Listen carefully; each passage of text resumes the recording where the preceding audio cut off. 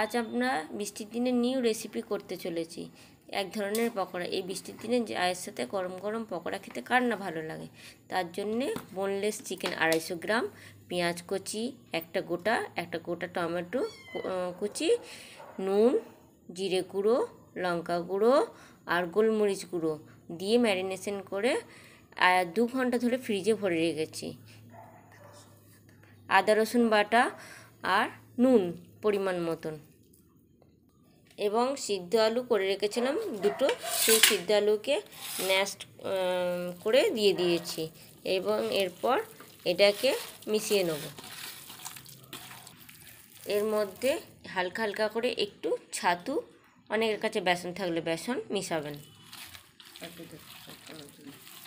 আর একটু পরিমাণ দেবো যেন খুব একটা শক্ত না হয় আর নরমও না হয়, যেন থিকনেস আসে।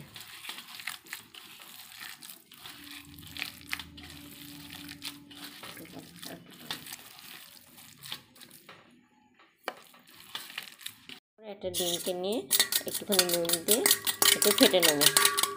এরপর একটা ব্রেড নেবো, একটু জল দেবেন, একটু বেলে নেবেন, তার উপর ওই পেস্টটা দিয়ে দেবো।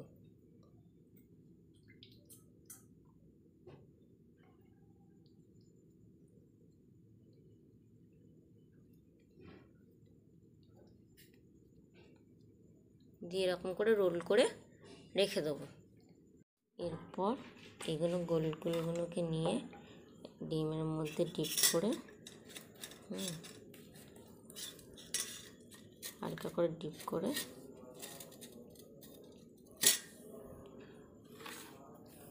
ব্রেড পুরিতে মুড়ে নেব। মধ্যে তেল দিয়ে দিয়েছি, এরপর একটা একটা করে সব আমরা দিয়ে দেবো। আমি তার আগে দেখে দিই, এরা সব করে রেখেছি আমি। একদিকটা হয়ে গেলে এরকম আরেকটা দিক পাল্টে দেবো, দিয়ে লাল লাল ক্রাঞ্চি করে তুলে নেব। এরকম লাল লাল ক্রাঞ্চি হয়ে গেলে, রেডি হয়ে গেলে নামিয়ে নেব এবং পরিবেশন করবো একটা প্লেটে দিয়ে। গরম গরম পরিবেশন করুন একটা প্লেটের মধ্যে দিয়ে, শসা কুচি, সস আর কাঁচা লঙ্কা দিয়ে।